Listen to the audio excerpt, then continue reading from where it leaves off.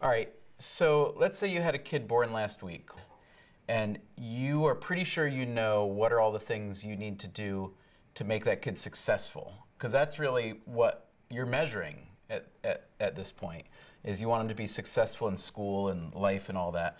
And we're pretty sure we know what to do, which is you want to give your kid like a really great name. Like my wife, so my son's name is Solomon, which is my dad's name, and my wife was worried that it would be such like a heavy biblical square name that when he got to college that he'd never get a girlfriend, that she made sure that his middle name Isaac would have a lot of permutations that were kind of hip, like Zeke or Zach or whatever. So you kind of have to insure against the fact that they're never going to be left out in the cold entirely. So you want to give them a name that won't lose all their friends. But then what you particularly do, parents do, especially these days, is culture cram. So like you're going to take your kid to, you know, every Mommy and Me music class, and you're going to take them to the museum and start looking at all the Greek and Roman sculptures. And you probably, knowing you probably already were playing Mozart in the womb and things, just to get the brain really stimulated. And it turns out that as best as we can tell, on most dimensions, from looking at data of actual parents and children along these dimensions, that none of that stuff really matters.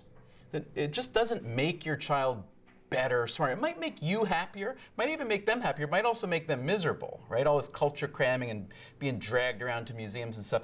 But where people get mistaken is this: when they look at successful children and successful families, they see that they do all this stuff, like they go to museums and they have all these books in their homes and all this stuff.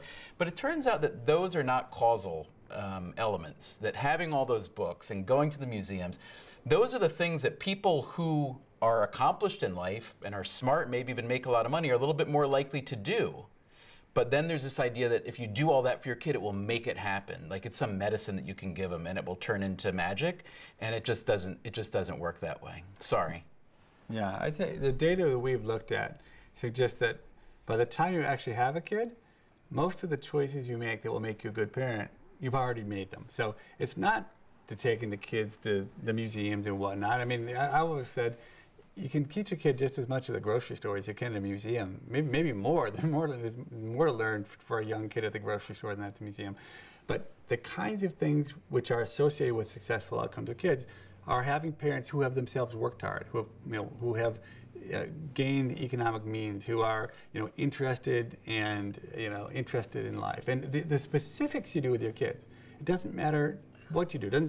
I don't think it matters whether you read to your kid or play rock, paper, scissors with your kid. I think it has the same effect, more or less, in the long run. And my own view of parenting is every kid's going to learn how to read, every kid's going to learn how to do math, but not that many kids are going to learn how to think, how to be creative. And so I think the key to being a great parent is figuring out how to teach your kid to do the stuff that some people seem to know how to do, but lots of others don't.